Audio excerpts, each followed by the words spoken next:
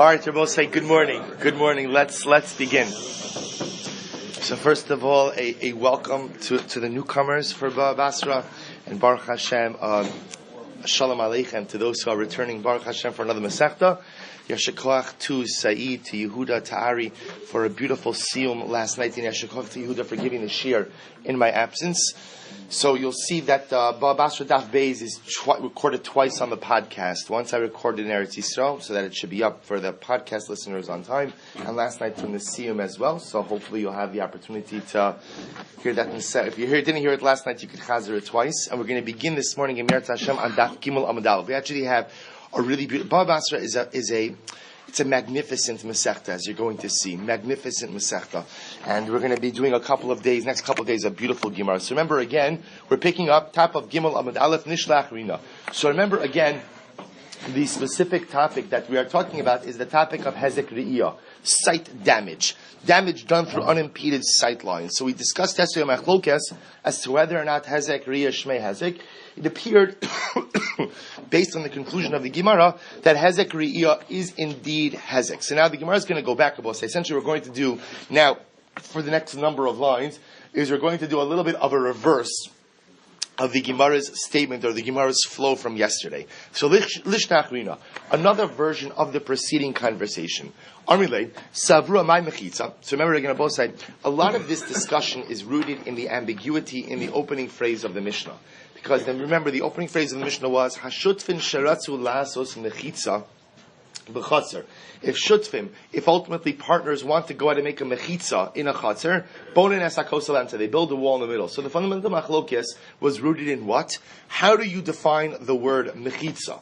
Two possible definitions. What are the two possible definitions? Either A, wall, guda, or B, a partition. But partition, remember, it doesn't mean a physical partition. Partition just means a desire or a joint desire to split the property.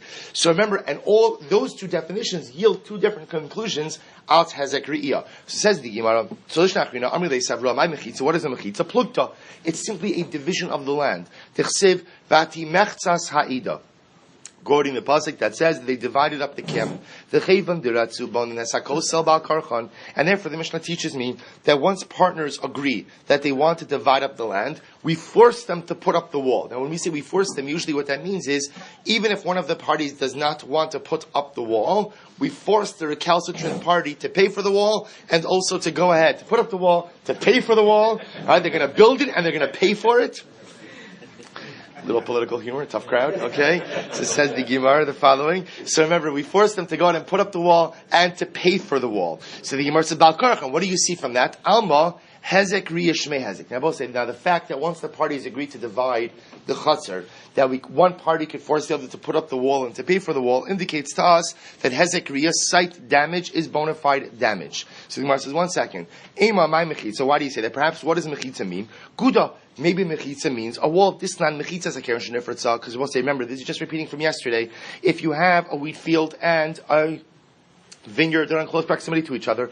The vineyard has a wall around it, and what happens? The wall around the vineyard falls down, posing a klai hakara problem. I'm not going to go into this again because we explained this yesterday. Omer lo, I, the owner of the wheat field, could say to the owner of the vineyard, Gidar, fix the breach in your wall. Nifritza, let's say the wall comes down again. Omer lo Gidar, I could say to the owner of the vineyard, fix your wall, Nisyai shemen v'lo gadra. But in the event that the owner of the vineyard says, I'm not fixing it, and what happens? And as a result, the vines grow into the wheat field, and there's a joint growth between the two. Ki areze kidesh. This ultimately will go ahead and will prohibit the growth. The chayev ba'achar yusa. And ultimately, again, the owner of the vineyard will be chayev for any damages. So says the Gemara, v'taima diratzu. Now, so remember, so what do we see from there? We see from there that the definition of a mechitza is what? Is a wall. So now the way, we'll say, if you read the Mishnah that way, then the way the Mishnah reads is the following. Hashutfin sharatzu lasos mechitza. If Shutfin decided to put up a wall, then then we build the wall, which tells you what? The reason they have to put up a wall is because both agreed to this haloratzu, but had they not both agreed, ein mechayvin also, we would not obligate the parties to put up a wall. What do you see from there? Alma hezek re'iyah lav shmei hezek. What do you see from there? You see from there that sight damage is not called real damage. If that's the case, bonin as hakosel, then why does it say? Why does the Mishnah read? Why does the Mishnah state we build the wall? Bonin also mi b'alei. Just say the following: Shutfin sharatzu lasos mechisa. Shutfin they wanted to go ahead and put up a wall. Bonin also they built it. Why do you have to say bonin as hakosel? So the Gemara says elamai plukta. Rather, what do you have to say? You have to say that, right, mechitza does not mean a wall. Rather, what does mechitza mean? Mechitza ultimately means a division. If that's the case, sharatzu lasos mechitza, sharatzu lachzos mi boile. If that's the case, then why does the Mishnah say they want to make a mechitza? It should say sharatzu lachzos. They want to make a division. To which the Gemara says, Keda amri inshi ta na'avid plugta. Because Rabosai says the Gemara that the Mishnah is just trying to employ the lashon that people normally use. When people go ahead and say, when partners normally want to go ahead and divide a property, they simply say ta na'avid plugta. Let us come together and make a division. Therefore, the Mishnah uses the lashon of mechitza as well. As it says the Gemara, v'i hazik riya shmei hazik. But if you hold that sight damage is considered to be bona fide damage, so my irya ratzu, then I will say, why do I need the ratzon of both parties? Afilu lo ratzunami. Rabbi say, remember, if you hold hezek re'iyah shmei hezek, that sight damage, unimpeded sight lines into my fellow's property is bona fide damage, then the halacha is, even if one of the parties wants the wall, or the truth is even better stated, either if neither of the parties wants the wall, there should be an obligation to put up the wall to prevent one from seeing into the property of the other. To which the Gemara says, "My area ratzu." Why does the Mishnah say ratzu? Afilu lo ratzu nami. Even if they didn't want it, there should be an obligation to put up the wall. Amar Abasi Rabbi Yochanan, Mishnah seinu kishein badin chaluka. So we'll say, listen to this. So now the Gemara is introducing a dramatic change over here.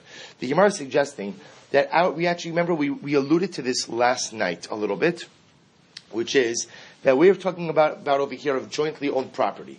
And then the partners decide to go ahead and to disentangle their partnership interests so that they each define, let me go take one step back. In halakha, under normal circumstances, unless otherwise defined, when two people own something, what's the nature of that ownership? Each owns 50% of every particle. Right? So if you could imagine, if Reuven and Shimon own a chutzner jointly, so it's not the pshat that we envision the north side as Reuven's and the south side as Shimon's. Rather, everything is Reuven and Shimon's. When they want to then go ahead and split the property, so then literally what they have to do is they have to define who owns which piece. Now, we alluded to last night, the only time one partner could force the division of partnership property is when the property is at least 8 amos in size. Because if it's 8 amos in size, then what? Then each party will end up with at least the shear, at least the size of dalet amos, which is the least amount of property that represents a significant chutzner. If it's less than 8 amos, then one partner cannot demand a division of partnership assets. So Rabbi Asi is coming along and saying Rabbi Yochanan that the Mishnah's case is we're dealing with a chutzner that's less than 8 amos. That's what it means when it says kishein badin chaluka. Rashi says ches amos lo yachluku. So the chutzner in question is less than ches amos. So the Gemara says, so watch this. The high duratzu, and therefore again v'hu duratzu, and therefore the only way that you could have a division of partnership assets when the chutzner is less than 8 amos is when both parties agree. If both parties agree to split it, then we split it. Says the Gemara. So it says the Gemara v'haduratzu. So my kamashvalan. So I mean, what's the chiddush in that? The chileslei bedin chaluka kiratzu pligi. Are you coming to kiratzu palgi? Are you coming to teach me that the Mishnah is teaching me that when you have a chasha that's less than 8 amos, the only way you could split it is if both parties agree? Tanina, we learned that already. Imasai. When is this so? Bisman shein shneim rotzim about bisman shneim rotzim afilu pachos mikan chokim. When do we say that partners can't go ahead and split the chasha that's less than 8 amos? That's when they're both not in agreement. But if they are both in agreement, you could split a chutzner no matter how small it is. So what's the chiddush in that? So says the Gemara, I don't understand. I already have, says the Gemara, another brisa later on that teaches me this exact halacha. Why do I need the Mishnah over here to teach me this halacha? To which the Gemara says, Imi hasam, because if we would have learned it from there, hava mina afilu pachos mikan b'masifas ba'alma. I would have thought that Rabbi say when that second Mishnah, which the Mizrach points out is on Yud Aleph, when that second Mishnah teaches me that partners, if they agree, they could divide up a field that is smaller than 8 amos, that means that they could divide it up, but there's no obligation for a wall. They could just put markers to divide up their property interests. Kamash malon hacha kosel. Therefore, our Mishnah teaches us, Rabbi said, that's what? That's whenever partners agree to go ahead and divide up partnership property, what must they put in the middle of them? A wall. And that is true even if the chatzar is going to be less than dalar amas for each of them. Velisniha, velo lisnihach. So okay, if that's the case, then why don't you just state our Mishnah on Beis Amud Aleph and forget about the second Mishnah on Yud Aleph? Meaning our Mishnah is the one that teaches us the primary halacha. Forget the later one. To which the Gemara says, oh, I'll tell you why. Seifa tzrichale. I both say we need the Seifa of that Mishnah on Yud Aleph. Actually, when I get this, it's very exciting. That what does that Mishnah teach us? The Kisvei Kodesh. I both say that Mishnah is going to teach about what type of partnership assets one partner could demand a division on. In other words, we're going to learn that there are certain partnership assets where if one of the partners says, I want out, he could force a division of partnership assets, but yet there are other types of assets where even if one partner wants out, he cannot force the split. One of those examples is going to be Kisvei Kodesh. Let's say I own together with Ruvain Kisvei Kodesh. What's a Kisvei Kodesh? Tanakh, right? Now remember again, all of their Sfarim are written in scroll forms. So we own a Sefer Torah together, or for that matter, we own a Tanakh together, right? So all Chaf Dalet Sfarim are written in one scroll. You had scrolls like that. Those type of things you cannot order a split. That's what that Mishnah comes to teach me. Even if both parties desire a split, lo yachloku. We cannot go ahead and split them. So we'll say we're going to skip the next two lines right by the dalet in the bracket to ada ashmoinon b'she'in badin chaluka v'hu. So we'll say if that's the case, says the Gemara, instead of teaching me the case of a chatzar that is smaller than 8 amos and therefore has no din chaluka, has no din of division, and you're framing it now as a case of where both parties wanted the division, lishma'inon, teach me b'yesh badin chaluka. Teach me about the case, ultimately, again, of property that does have a din chaluka, which is what? What kind of property has a din chaluka? 8 amos or more. Va'afagav delo ratzu. Oh, so says the Gemara, teach me the more chiddush case. What's the more chiddush case? We'll say, teach me about a case of a chatzah that does have a din chaluka, where one party could go ahead and therefore order the split, right? More than 8 amos, or 8 amos or more, and therefore again, va'afagav delo ratzu, and therefore teach me in that case that I could order the split, and what? And when I order the split, we have to put up a wall. Because if you teach me that case, then what does that teach me? That teaches me that hezek re'iyah shmei hezek, and that's why again, if I order the division, I have to put up the wall. Because if we would have just been taught the case of a field that has a din chaluka, i.e. 8 amos or more, and even if the parties, or even if one of the parties doesn't agree, hava amina she'in ba din chaluka afilu ratzu nami lo. I would have inferred from that in a case of a field that does not have a din chaluka, i.e. less than dalar amos, even if the parties wanted to split the field, one could not compel upon the other to put up a wall. Kamash malam, no. What's the bottom line? So the bottom line that the Gemara seems to be driving at, but we're not committal on it yet, is that whenever there is going to be a division, now division could occur in one of two ways. Either one party could force a division. When could one party force a division? When? If there's 8 or more amos, where each will end up with a field of less than of dalet amos or more, or in a case where the field is less than 8 amos, but what? Both parties agree. Either way, whenever there is going to be a splitting of partnership assets, there's going to have to be a wall. Why does there have to be a wall? It seems to be because we're saying hezek re'iyah shmei hezek. Umi matis amritachi. Can you really say this? V'hakatani sefer. Look at the end of that. Mishnai Masai Bisman changed name Rotzim. What did it say? When is this true? When both of them do not want, or I should say, when both of them are not on the same page about the split.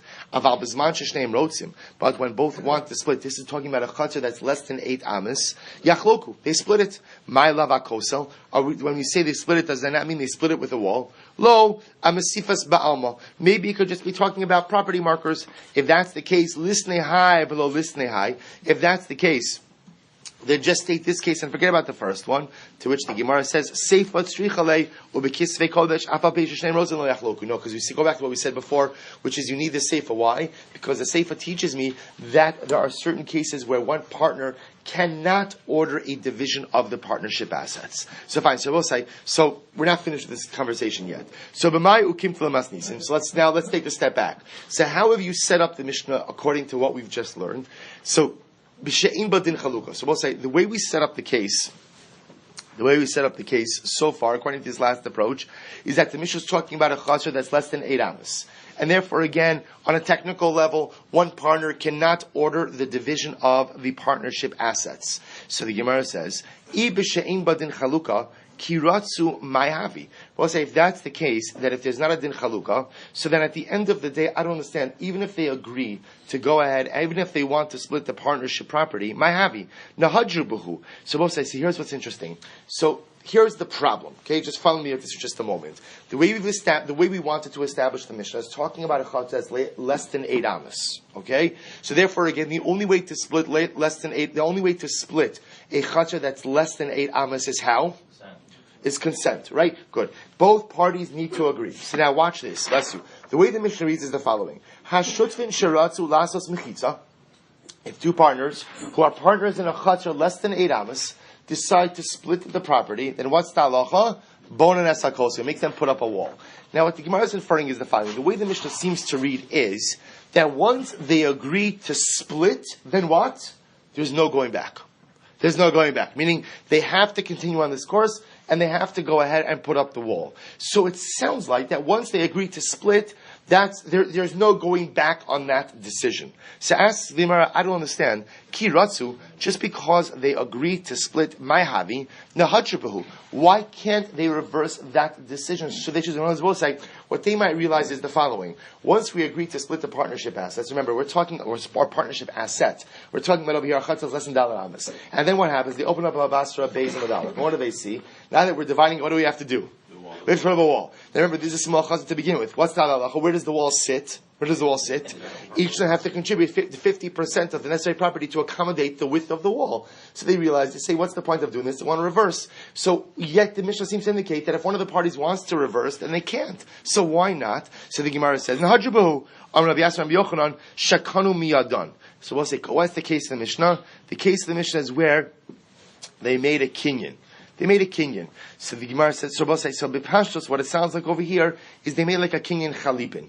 Right? So they made like a kinyan chalipin with each other, therefore they both acquired their respective partnership interests, and therefore there's no reversing it.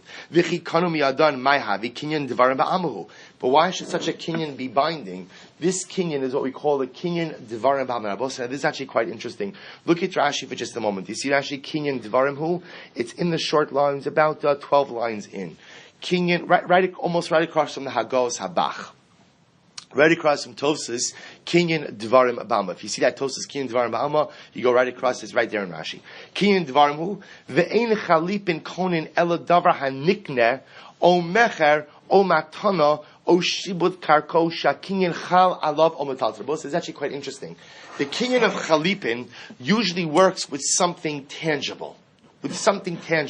So, for example, right, when do we often do chalipin? When do we do chalipin? All of you do chalipin at least once a year. Pesach, right? When you come to sell your chametz, you go over to whoever you're selling your chametz with, and what happens? He'll give you a handkerchief or a pen, and you'll acquire the pen, and as a result, ultimately, that individual acquires your chametz, or acquires the rights, the ownership of your chametz.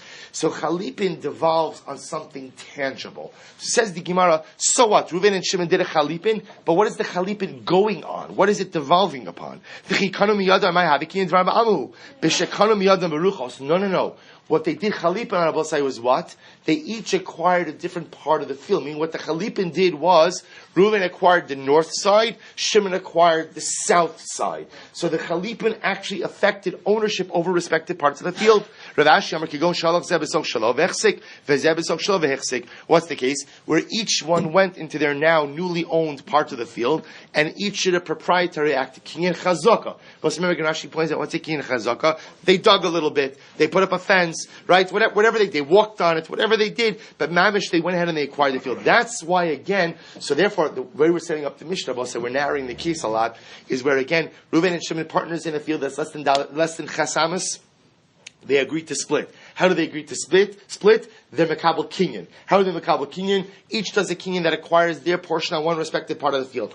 Once that happens, that creates an irreversible chain of events, which leads in one direction, which is the creation of the wall between them. Makom Shinagu Livnos. So we'll say, so now we're going to go, and now we transition a little bit. So we'll say, so just to understand where we're ending off, we are going to hold Hezek Riyah Shmei Hezek, right? Hezek Riyah Shmei Hezek. That again, site damage is considered to be bona fide damage, and that's when partners agree to split up jointly owned partnership interest, partnership property. You have to put a wall between the two properties. Now we're going to transition a little bit. So what did the Mishnah tell me? What do I make? What does the Mishnah teach? What do I make the wall of? So what did the Mishnah say? It depends. What does it depend on? Right, minagamakam. Right, minagamakam. So the Gemara gave us a number of different types of building materials. Those building materials are each different because they have different widths of the wall. But you go according to minagamakam. Says the Gemara, makom shnagu livnos. So the Gemara says, gvil. We'll say now this gvil abne delo mishafia. So remember, gvil are unsmooth stones, rough edge stones. Gozis abne de mishafia. Gozis are smooth stones. Dichsev kol eila avonim yikaros kemidos gozis. So I will say first wide line on Gimel Amud Aleph. Kfisin archi. We'll say kfisin are half bricks. Levanin livni. Levanin are full bricks. Amali Rabbi Berid Rabbi Ravashi Mimai de Kavil Avnei Lo Mashafian Inhu. How do you know that Kavil are unplaned stones, right? Are rough edge stones. V'hai Tafach Yisera Lemorsha de Karnas. And I will say, remember again, the Rashi in the Mishnah taught me that a wall that's made of Gavil, is 6 tefachim wide, versus a wall that is made of guzis is 5 tefachim wide. Now we attribute the extra 1 tefach of width to what? To the rough edges of the stone. The idea when the stone is rough edges, that what does that mean? The edges protrude. So therefore that extra tefach is because of the stone protrusions. Dilma palga de gozisu v'hai tefach yisera levene orvihu. Maybe Gavil is in fact again a half brick, and therefore again that tefach yisera is lebeni arvi. Rashi says, what's lebeni arvi? This is interesting. Rashi says lebeni arvi bein dimos shemikan ubein dimos shemikan v'nosein tit be'emtza. But I say this is interesting. I actually had this conversation with Ari Lichtman 2 weeks ago about stone facades. So what happens? So some stone facades, also there are 2 ways you could build a stone wall. You could build a stone wall that is made of whole stones, or you could use 2 facades and fill the middle with mortar. So what we're going to see is, if you go ahead and you fill the middle with mortar, what ends up happening? That wall is thicker than just a plain stone wall. To which the Gemara says, Kidika Amron, Kfisin Archi, Levanin Livni. Because the says, we translated before, Kfisin are half bricks, Levanin are full bricks, Vahai Tafach Yisera Lebene Orvin. And that additional tefach ultimately again will be because of what we'll call the mortar, the filler in the middle. To which the Gemara says, Amar Leu L'Tamech Kfisin Arche Minal. And well, if that's the case, how do you know that Kfisin means half bricks? El Gemara Gemirila. So we'll say, so ultimately again, it's because we have a tradition that Kfisin are half bricks. Gavil Nami Amni Delo Meshafia Gemara Gemirila. So we have a tradition that Gavil means stones that are unsmooth, stones with rough edges. So we'll say, what the Gemara is pointing out over here is, we took it for granted that certain names mean certain things. All the Gemara is saying is, how do you know that? To which the Gemara's bottom line answer is, we have a Masorah, we have a tradition that these are the names of these type of stones. So the Gemara goes weiter. Seika de Amri, Amrli Rav Acha Breid Rav Avi Rav Ashi, Mimai Dai Kfisin Archi Ninhu V'hai Tefach Yisrael Lebene Arvi. So how do I know that Kfisin are half bricks, and that additional tefach ultimately again is for the filler mortar in between the 2 facades? So the Gemara says, Dilma, my Kfisin Avdol Meshafion. Maybe Kfisin are what? Smooth stones that have not been smooth. V'hai Tefach Yisrael Lemorsha de Karnasa. And ultimately again that extra tefach of width is for the jagged edges. Kedabrin because as we said, Gavil, Amne de lo Meshafion. Gavil are stones that have not been smooth. Gozis Amne de Meshafion. Gozis are stones that have been smooth. V'hai tefach isera lemursha de karnasa. And ultimately, again, that extra tefach for a Gavil wall is because of the stone protrusions. Amarle, will it tamech Gavil Amne de lo Meshafion minalon. But according to your logic, how do you know that Gavil are stones that have not been smooth? Ella Gemara Gemirila. Rather, we have, it's a tradition. So the Gemara says, Halchanami, so to by Kfisin, Gemara Gemirila. We have a tradition as well. So the Gemara says, Amar Abai, Shemamina, Kol Beini Orvi Tefach. So I will say, so Abai is supposed to say a very important halacha, that you see from here that any time you're using a stone wall that's made up of two facades, two self-standing facades, and you're putting a filler in there, that filler is one tefach. That filler takes up a tavach of space. So the Gemara is supposed to say, you understand, we say to yourself, who cares? This is very important because remember, the din we've established in the Mishnah is that each partner must contribute 50% of the necessary land to accommodate the width of the wall. Therefore, remember, in determining whether or not you should split partnership assets, part of what goes into that decision is what? How much property each is going to lose in order to accommodate the width of the wall. So what do you see from here? That the filler middle, we'll call the mortar middle, is going to be a tefach. To which the Gemara says, 1 second, Hanimili betina. That's only true if you're using mud.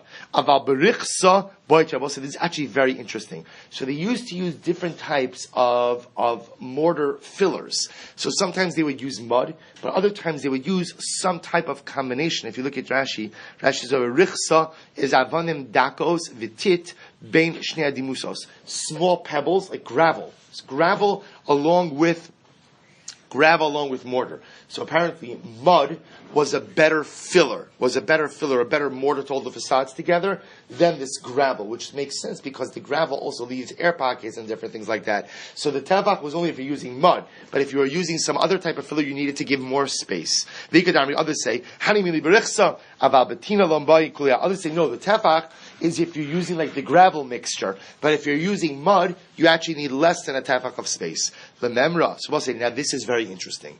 Lememra, tibegozis, so we'll say, so now that what you're telling me is when it comes to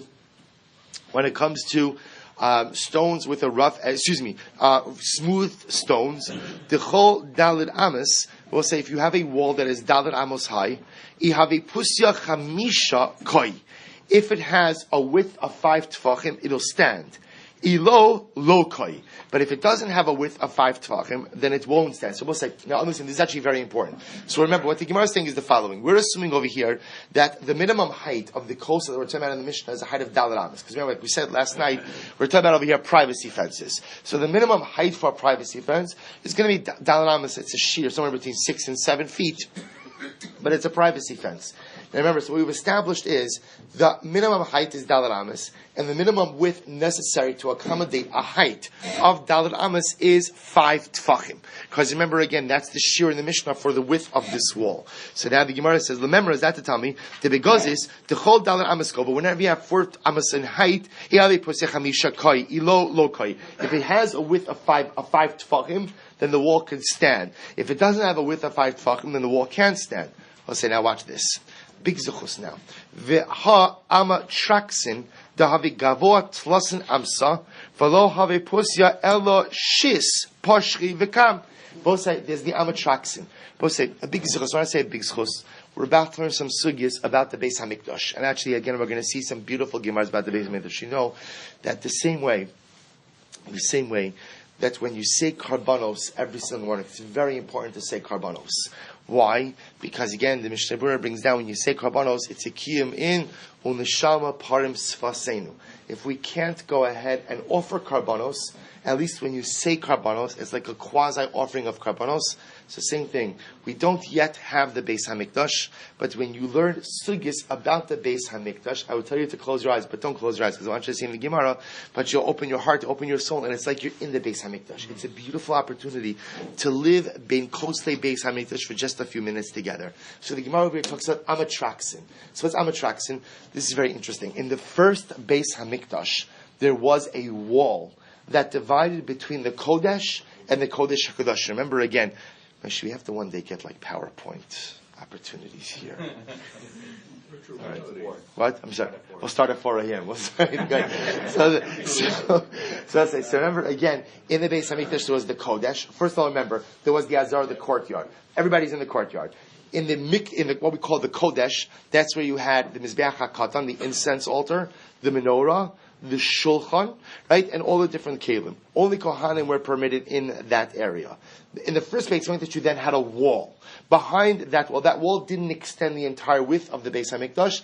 That wall was just wide enough to block the opening of the Kodesh Kodesh, the Holy of Holies. When the Kohen Gadol wanted to go into the Holy of Holies, he would walk around that wall. That's dramatically different than the second Beis Hamikdash. In the second Beis Hamikdash, I will discuss why. It's very exciting. In the second Beis Hamikdash, there was no wall, there was a curtain.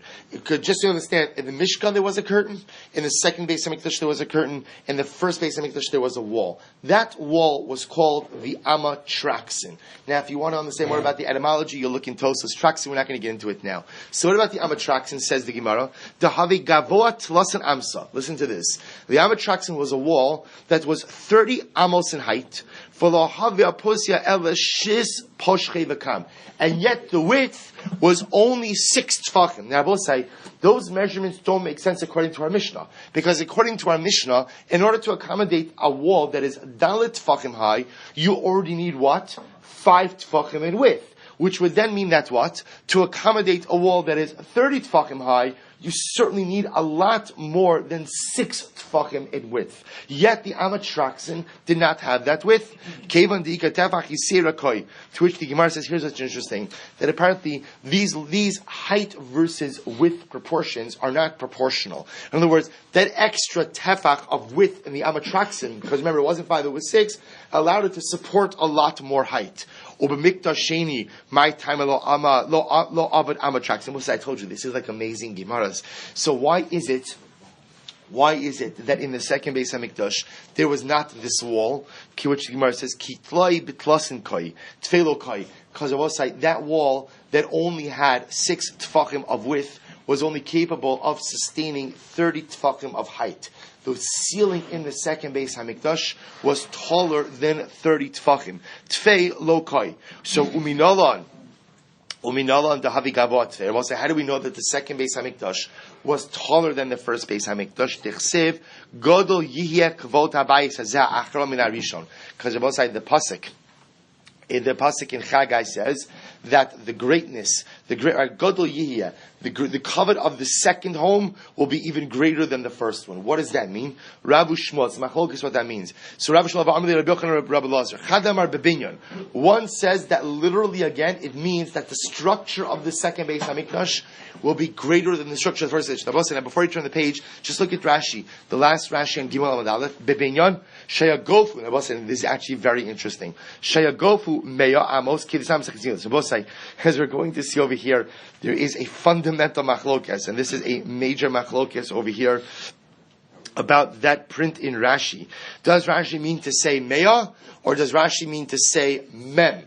Right? So we're going to see that the Gemara is going to be operating under the assumption that the second Beis Hamikdash was only 10 amos higher than the first Beis Hamikdash. But yet we're going to see it's contradicted by Mishnah and Midos, which seems to indicate that the second Beis Hamikdash was 100 amos high, which would make it 70 amos taller than the first Beis Hamikdash. So again, for our purpose, it doesn't matter all that much. What matters for us? It was taller. It was higher, right? It doesn't matter for us right now. So according to one opinion, the second Beis Hamikdash was greater than the first Beis Hamikdash because the second Beis Hamikdash was taller. Amid days. The Amrila, the other Bechad Amar Bishanim. But the other opinion says no, the second temple was greater than the first temple because of years. We'll say, what does that mean? Look at Rashi. Tap Rashi Gimel Amad Beis. Bayis Rishon Amad Dalid Meos ve'Eser Shana. Ubayis Sheni Dalid Meos as well. So the first Beis Hamikdash stood for 410 years, and the second Beis Hamikdash stood for 420 years. V'isalaha. And here's the good news, Rabbi say. What's the good news? We're making shalom. They're both right. The first Beis Hamikdash, second Beis Hamikdash was larger than the first Beis Hamikdash, and it also stood longer than the first Beis Hamikdash. Then they avdu. So now what the Gemara is suggesting is the following: the Amatraxin was that wall was not there for the second temple. Why? Because again, the ceiling was much higher in the second temple, and therefore again we couldn't make the Amatraxin. So I'm asking, what's the big deal? Then they avdu tlasin amin bebinyan. The idach ne avid parochas why in the second Beis Hamikdash, why don't you go ahead, make the Amatraxin 30 amos in height, like you had in the first Beis Hamikdash, and what? Make the rest of the height between the top of the Amatraxin, top of the wall, and the ceiling, paroches. Just make it a beautiful curtain. Says the Gemara, no. Says the Gemara, V'idach navid paroches, ki koi tlasin amsa, Nami agaf tikra ma'aziva havakai. Below tikra ma'aziva lo havakai. Now the Gemara says something very interesting. Do you know why the Amatraxin, which was a 30 amma height wall with only 6 tefachim of width, do you know why that wall was able to stand, Rabbi Osai? One simple reason, which was what? The pressure of the ceiling that weighed down upon it. Meaning, really under normal circumstances, a freestanding wall that is 30 amos high with only 6 tefachim of width will not be able to stand. It's only because you had the pressure of the ceiling against it that weighed down on it that allowed the wall to stand. The ability of that freestanding wall without the pressure of the ceiling would topple. So the Gemara says, so if that's the case, so look, so without the ceiling pressure, so make whatever you can of a freestanding wall, and just make the rest out of a curtain. To which the Gemara says, we have a tradition, ikulu b'binyan, ikulu b'paroches. We'll say, what's our tradition? What's the Mesorah? You got to choose a team, right? One or the other, right? Either we're making a paroches or we're making a wall. Because also remember again, those are the two paradigms we had. Ikulan b'binyan mimikdash. Either it's all going to be a wall, and our precedent for that is the first Beis Hamikdash. Ikulu b'paroches, or you're going to make all of it from paroches. And what's the precedent for that? The Mishkan. Fine. So also, again, just to understand, this is amazing. So now we're getting a window into 3 different structures. The Mishkan has a curtain to divide between the Kodesh and the Kodesh Kadashim. The Bayis Rishon, the first Beis Hamikdash, has a wall, what we call the Amatraxin, to divide up between the Kodesh and Kodesh Kadashim. Now you know the dimensions of both sides. Again, it's important to know the dimensions. Why? Because when you love something, right, if a person is building a house, so they never say to the architect, just make it about this big. Right? Make it about this big. Right? If I'm investing the money, I'm going to know exactly how big this is going to be. When you love something, you care about the dimensions. Now we love the Beis Hamikdash. Now I know that in the Beis Hamikdash, we'll get to other dimensions also, that Amatraxin is 30 amos in height, 6 tefachim in width. Bayesheni, only has a parochas. Why? Because again, we can't have a 30 amma wall because you don't have the weight of the ceiling against it. You can't make part wall, can't make part curtain. So therefore, the only alternative is to go all curtain. Bayeshlishi. Here, Rabbi Yameinu, we'll find out. Hashem. Says the Gemara the following. Says the Gemara, so we'll say now we're jumping back. We're coming back to the Beis Hamikdash. Do not worry. But we're coming back to Baibaylahu. Hein this sidan. So we'll say now watch this. Oh, Dilma hein below sidan. So we'll say here we go. The way they used to make walls. Look at Rashi for just a moment. Hein this sidan or hein below sidan. Hani shiri de masnisin im ove hatiach. But let's listen to this. The way they used to make walls is, you would have stones that make a wall, then they would put a layer of plaster outside on the top of those stones. That plaster obviously contributed to some of the width of the wall. So in the Mishnah, when we talk about the widths, do those widths include the plaster coating, or are they without the plaster coating? So says the Gemara, it must be that it includes the plaster coating as well. The measurements include the plaster coating. Because again, if it was without the plaster, then what good is the shira of the Mishnah? Meaning we're looking for total shiurim for widths of the wall. Rather, again, it must say that when the Mishnah gives me, ultimately, again, the measurements, it should give me the measurements on the entire wall.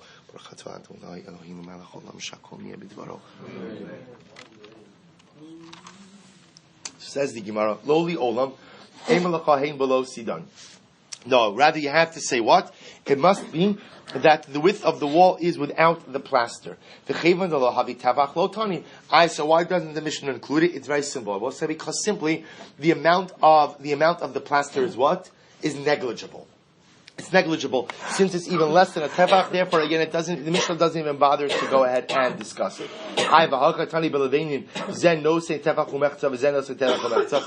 Yet we see that what the Mishnah does take into account what half tefach measures. So even a half tefach is worthy enough of mentioning. To which the Gemara says, here's the difference. Hasan, chazir tzirufei. We'll say, yes, half tefach is worthy of mention. But that plaster coating on the outside of the stones, we'll say, is what? It's even less than a half a tefach. So when you're getting into less than a half a tefach measurement, it's negligible. It doesn't even warrant mentioning. Kashma, hakoresh amur rachba, kadei lakabel ariyach, v'ariyach hatzilaveino shel gimel tefachim. Because now we're going to Erevin for just a moment. So remember again, back to our Erevin days, on how many years ago was Erevin? 2 years ago, 3 years ago? In any event, remember again, if you have a mavui, right? You have an alleyway, and you want to be able to carry that alleyway on shelves. What do you have to do? You have to put up a lachi or a korah. So the korah is that beam that sits across the top of the mavui. That beam must be wide enough, right? So it has to be wide enough to hold an ariyach. What's an ariyach? An ariyach is a half of a brick that is gimel tefachim. To which the Gemara says, now look at Rashi for just a moment. Gimel tefachim. Amo gimel tefachim diktani legabi mastis and gabi levenin ki diktani zenos and v'tevach u'mechza v'zero tevach mechza v'hein below sidan kamar. Now the Gemara infers that these shiurim are without the outside plaster. So you see from here that whenever we give a shiur, the shiur is just about the stones themselves without any external plaster. Hasam b'rav frusa. So the Gemara says it's not a raya because in everyone we're talking about large bricks. Dekanami diktani shal shlosha tefachim mechlal di kazutra.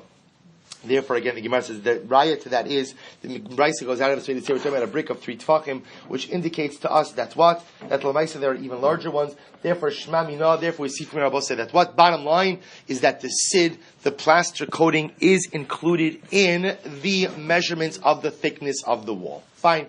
Amrav Chista. Bosai, get ready for this. I'm telling you, I push it. Listen to this sugar we're about to get into.